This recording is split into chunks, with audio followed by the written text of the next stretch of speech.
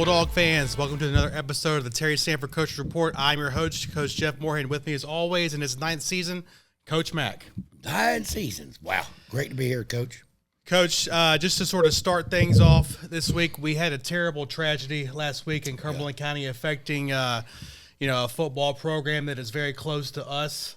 We are a rivalry for many years. Just some opening thoughts on E.E. Smith. You know, our hearts and love and prayers go out to Coach Isiah Williams and the program and all the community at E.E. Smith. I grew up at Edgewood, grew up with a ton of guys. We're right across the street. You're Smith and you're Terry Sanford, and it's unfathomable, what the grief and everything that they're going through. Just want to send our love and prayers. Let them know we stand with them.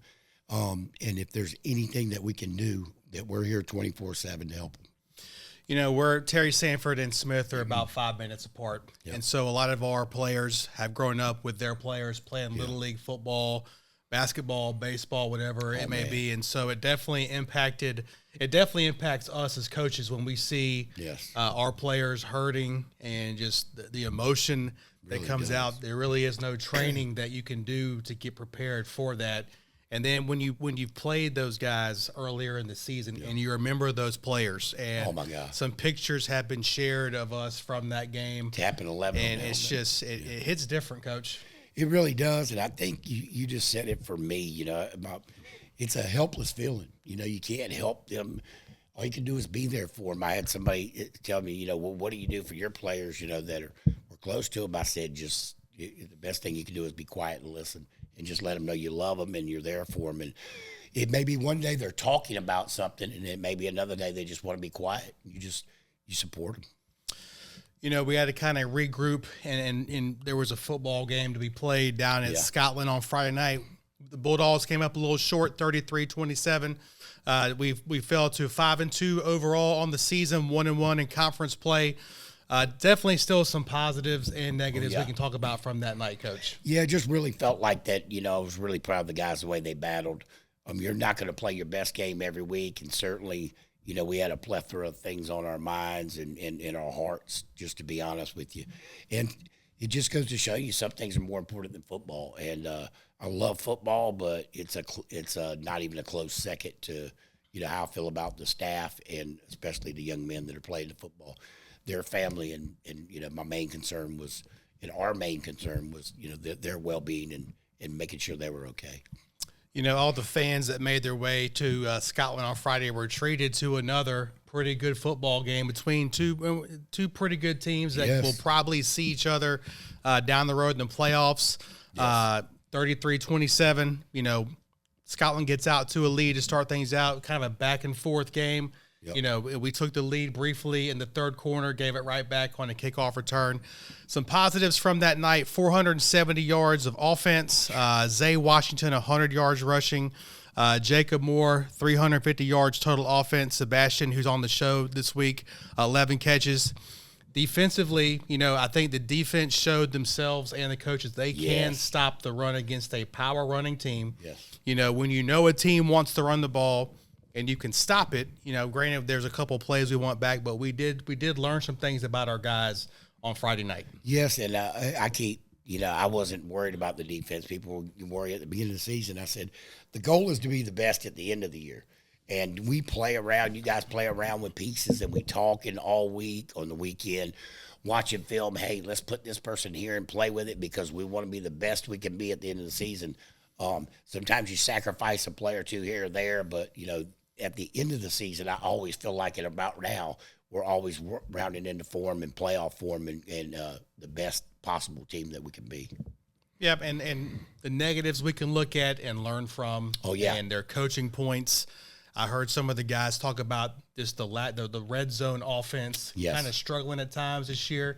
Just explain how maybe what that means to our viewers. Yeah, well, when you're inside the 20, they call it the red zone. It's a scoring opportunity zone we actually use the 25 because, we feel like we're a high-powered offense. But, we've not scored one time all year in the red zone. It was Purnell Sweat. We were kind of just ending the half. So, really all year long, if we get the ball, we drive more than 5 or 6 plays, we're going to score on you.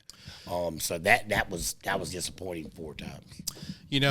one thing that might help the defense in the red zone is the field gets smaller. Yes, and there's definitely. less room to defend. So as a defensive coach, sometimes your defense does play a little better when there's less field to defend. Good point. But there's some things that just can't happen against quality opponents like Scotland in playoff games, against some penalties. That And it's when they happen. It might stall a drive a little bit. A play gets called back. There could be a non-call. That you might have gotten early in the year that just totally changes the flow of the game. There was a bunch of those. We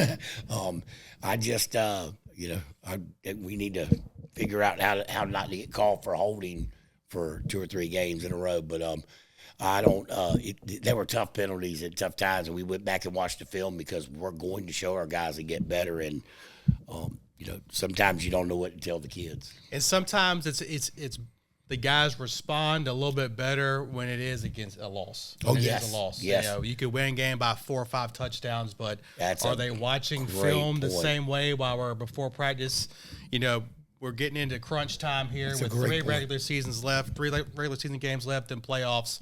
But are they might be more everything's okay type thing. Yeah, that's good. They respond a little bit better the game after a loss and all that. And then couple things happened on special teams, just huge momentum plays. We've got we're still a very good football team. We've got some things we can clean up to become even better. Yeah, and we learned on the kickoff, there's a block in the back right in front of it. The referees are human. We've got to not worry about the call. We've got to finish the play. Felt like we kind of let up because it was an obvious block in the back. But like I told him, I said, it didn't get called. Why are we not finishing the play? So, that's something as coaches we've got to do our job coaching and pound that in. And then as players, they've got to, do their job and react to it. So it happens. You've got to learn from it. But I really believe the statement you said.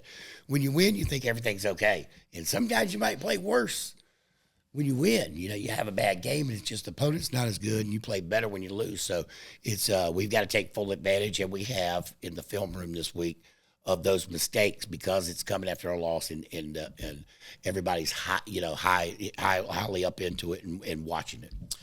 Coach, after the break, we'll talk to 2 guys that had good games down at Scotland.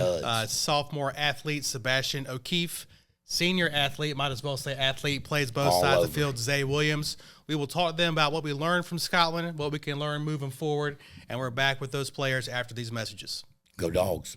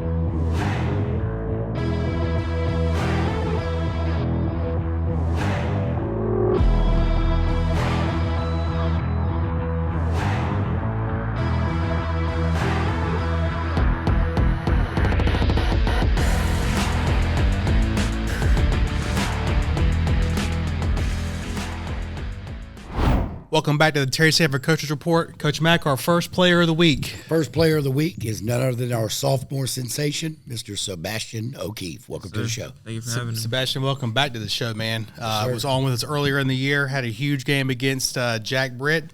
Had a great game down at Scotland on Friday, having a great season for us, doing a little bit of everything, Coach. Yeah, they say, what position? I said he's just an athlete. Sebastian just does whatever it takes for us to, get the victory or whatever hole that needs to be filled on Friday night.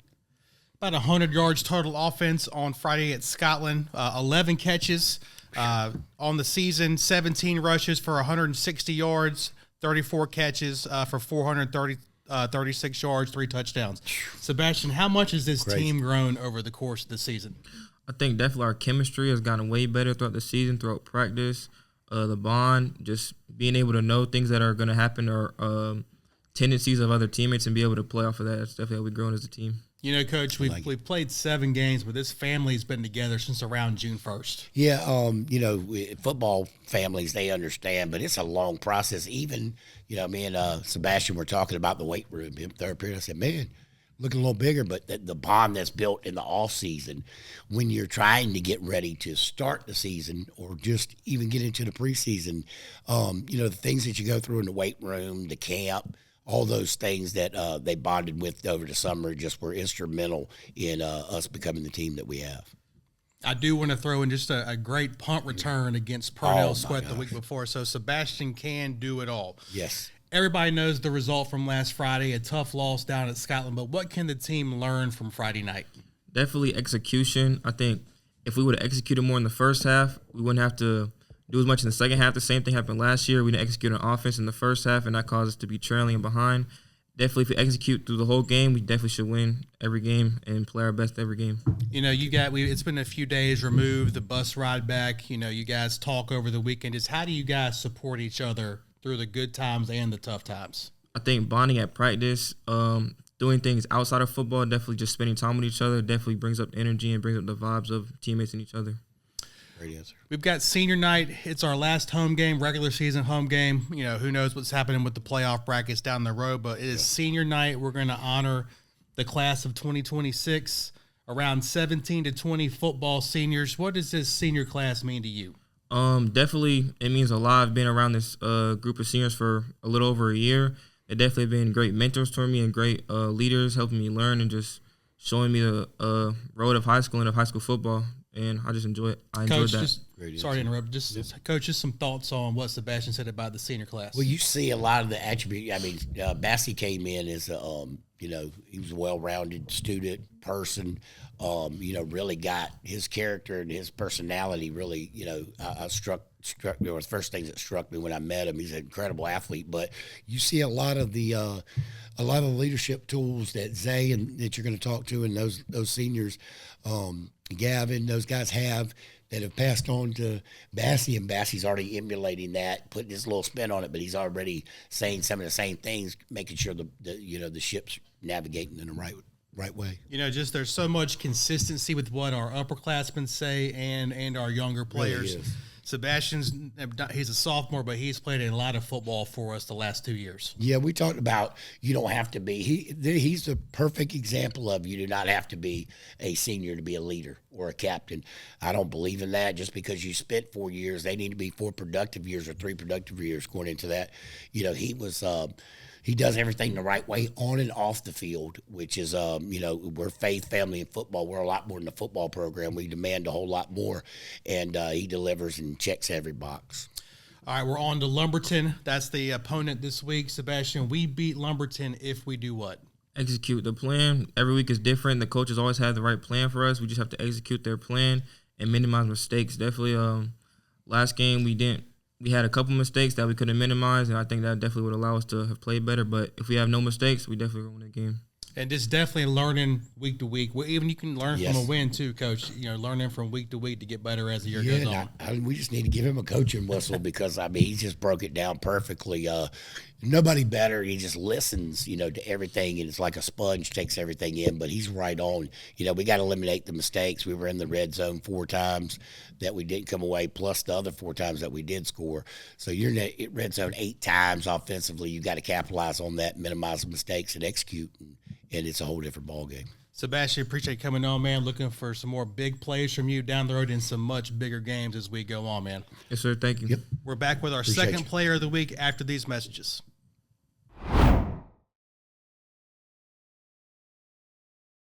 Hey everyone, this is Brian Moore, your Athletic Booster Club president here at Terry Sanford. Just asking you to please go to thecoachesreport.com and subscribe to our amazing, one of the only high school podcasts in the country. So we'd appreciate if you would go support and share and see all the information coming up in the weeks forward and the past game. We really appreciate it, and go Dogs. Welcome back to the Terry Sanford Coaches Report. Coach Mack, our next player of the week. Senior, Mr. Do-It-All Man, Zay, Isiah Williams. Welcome to the show. Welcome back to the show, Zay. Just some stats on the season: 14 receptions for 151 yards and 2 touchdowns, 38 tackles, 2 interceptions.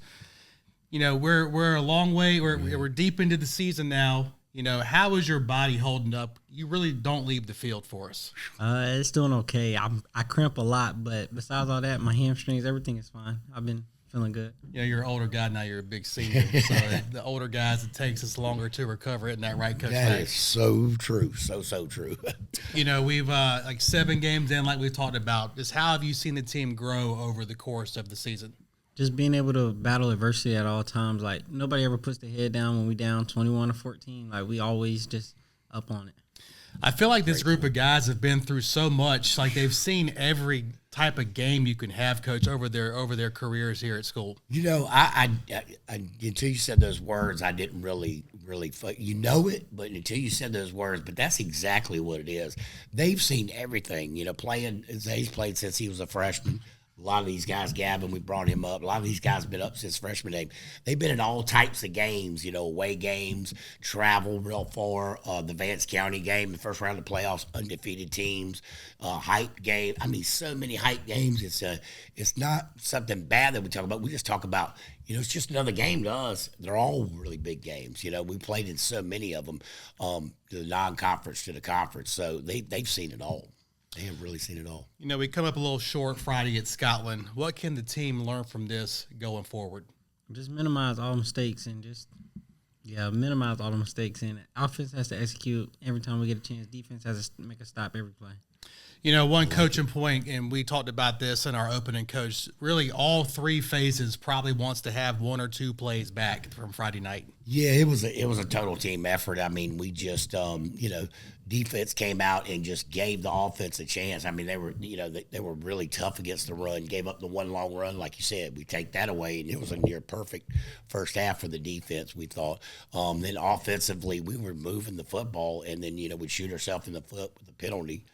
16-2 of them, but probably shouldn't have said that on there, but it'll be all right. But and then in the special teams, you know, the kickoff return, and then I felt like we could have broken one if we had 1 or 2 extra blocks and stayed outside. So, you know, there's going to be things like that in the game, but like you said earlier, you know, we've learned to overcome those. We've been in all types of games with this crowd, and that's why you play the tough non-conference games to get in those situations. You know, it's senior night against Lumberton at home. You know, can you believe it's senior night for you and your classmates? No, I feel like I was just a freshman playing with my brother. It flies by, doesn't it? It does. You know, I feel like we just started the season, and here we are, game 8. And, you know, I had to kind of eat my own words because I always tell them, hey, look, it's going to go fast. I said the first year's a freshman year feels like 10 years because you don't know anything. Then your sophomore year, I tell you, when you're a junior, you're already a senior. And I've had to kind of eat some of my own words. This class is, you know, it's just another very, very, very special class, and we're all going to miss a ton. But I cannot believe we're sitting here, and it's all, you know, it's almost at the end of the regular season within 3 weeks. It's 2.5 weeks. It's mind-boggling. You know, I'm sure you and your teammates talk on the way back from games, locker room, about the wins and losses. Just what have some of the conversations been like, you know, since the Scotland game? Conversations. We basically just talked about our mistakes. So we just evaluating what we did wrong and what we could have did better, basically. Yep. I mean, I think anybody who was at that game, watched that game, Coach, knows that we were right there having a chance at the end to win that game. Yes, and it helps to have, like you said, guys been battle tested like Zay right here. You know, they didn't really blink or flinch. We knew that we were still in it. And then I was really, really proud of, you know, despite everything that's going on around us, the second half, the way we fought back and just kept fighting and never gave up. All right, Zay, we're on to Lumberton, the next opponent on the schedule for us. You know, we put the other games behind us. We beat Lumberton Friday night if we do what? Just minimize our mistakes and play to the Terry Sanford standard.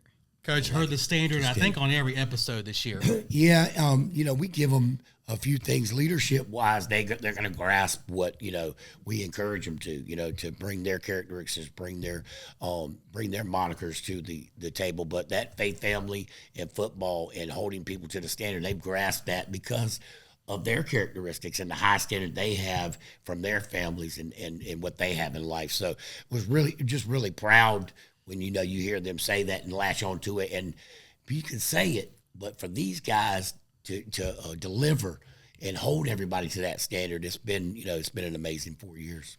Zay, looking forward to celebrating you and your classmates Friday night, senior night. Celebration may not be the right word, but we look for honoring you guys and all that you've meant to our program the last 4 years, and looking forward to big things from you the rest of the season. Yes, sir. We're back after these messages. Go Dogs.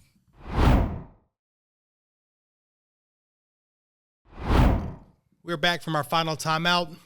Coach, senior night versus Lumberton on Friday night, and we kind of hit on this in our player segments, but just as the head coach of the football team, what does senior night mean to you? Well, I think you said it best earlier when we were talking with Zay. We're going to honor those guys that have spent 4 years in the program, learning from us, and at the same time teaching us. We're not afraid to say it. It's just a family atmosphere, and those guys, all that they've done on the field and off the field, and all they've meant to the community and Terry Sanford High School and fellow Terry Sanford High as a whole. It's a chance to kind of look back and give them their due diligence. This senior class has been a part of a lot of big games and big wins for us the past few years. A conference championship last year, and the last year of our old conference, we've gone to the 4th round, the 3rd round. They've gone on the road to win, like you said, 10-0 Vance County a couple years ago. They've played in a lot of big football games. Yes, it's been a blessing to have them as on the football field as every week just seems like, and then you get those big games you announce, and you can't even count them on both hands how many big games that we've had that were highly ranked or in the county. But it's been some great memories, but I think it pales in comparison to young men that they have become. And just what a pleasure it is to be around them every day. Not only do we have these guys as players, but we have these guys as students. Oh, yeah. And so around them in the hallways, in the classroom, you see a different side of them. You see their personality come out a little bit in the classroom sometimes, and just the great leaders that they are in the classroom. This is senior night for all fall sports at Terry Sanford. We do advise you to get there a little bit earlier than normal. I want to say that the senior night festivities probably start around 6:15. Yes. Football normally does go first because of the size of our senior class, but cheerleaders will be recognized as well as the other fall sports as well. Kickoff is 7 o'clock. This is the week 3 of conference play. The other conference games this week, Cape Fear is at Grays Creek, and Scotland goes to Purnell Sweat. So, again, we do look at scores. Yes. We've got some games left down the road, but the total focus this week is on Lumberton, Coach. Yes. Lumberton comes in 3-3 overall this year and 1-1 in conference play. They're coming off a win at Grays Creek or against Grays Creek last Friday night, so they are coming in on a little streak, Coach. Yes, Lumberton, a young football team, but very, very talented. You can see, we got some stuff on them earlier in the year, and watching their film last week against Grays Creek, a 21-7 win, you can really see the improvement of the young guys in the game experience that they've gotten. So I was really impressed with the film from where it was week 1 or 2 or whatever we saw to what we just saw last week. They're tough. Yeah, this is a young football team, a roster of around 55 guys, only 15 seniors. There's a lot of sophomores that are playing, and they have gotten better over the course of the year. Sophomore quarterback is an athlete. He does a lot. He's a true dual threat quarterback, averaging 130 yards a game. At this point in the season, you've pretty much seen everything. We are in our 8th game of the year, and so pretty much every play that can be ran, you've seen at some point this year against the other, going back to scrimmages against, who we played earlier in the year, and then the 8 games we've had. So you've seen a lot. It's about executing, lining up right, playing well, Coach. Yeah, the first, I say, like back when we had 71st week 1, I said, that's the perfect time because you can leave, all summer lead up with, and you really have no idea who teams are 1 week 1, 2, and 3. Things settle down for me, I pretty much say at the week 5 to 7 mark. You know what a team is. You can't morph into something you're not. You've got so much film on them, so they know who we are. We know who they are. So I think when the guys say execution, you hear that a lot this week, execution playing to our standard. I think when we worry about us, we play our best football. They run about 4 formations that are about 80% of their total play, so it's not a million formations like we've seen the past couple of weeks. with Purnell and Scotland. That doesn't make it. It makes it maybe a little bit easier, but you still got to line up right and play good football, Coach. Yeah, and conversely, you think about them; they're going to know those plays backward and forward. When you only run formations and you only have a few plays, that means you're either really, really good at it, or you plan to be really good at it, and you're not trying to fool anybody. And with those athletes that they have, I feel like they've gotten better and better. So we've got to do our part, have great practices, win every day, and win every play. Get better. Coach, if you'll just talk briefly about their defense. Defense, that defensive line is studded up. Some really nice size guys, some youth. The backers run around, fly to the football, and really impressed with the way the safeties and the corners play. They play man to man. They'll run with you. They can run man to man. They have a really good team speed and very good athleticism.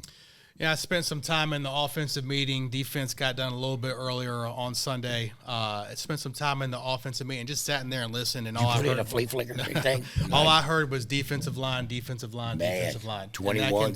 That can totally change the outcome of a game, Coach. It's so true. They're young there, and like we said, we watched early in the season, and they were good, but they're a different ball club. And I think Grace Creek found out last week just how much they've gotten better. And so we want to make sure our guys understand that we respect everybody, but we also want to make sure we know where the best players are. Yeah, that outcome Friday against Grace Creek definitely got our guys. It definitely got the coach's attention and the players' attention. We kick off. So JVs go to Lumberton, a 6 o'clock kickoff Thursday night. Make that short 30, 40-minute drive down 95 to go support our young men. We are at home Friday night, senior night, 7 o'clock kickoff. But like I said earlier, senior night festivities. Let's try to get there between 6 and 6:15 to honor all the seniors from the fall sports at Terry Sanford. Yep. Hope to see you Friday night. Go Dogs. Go Dogs.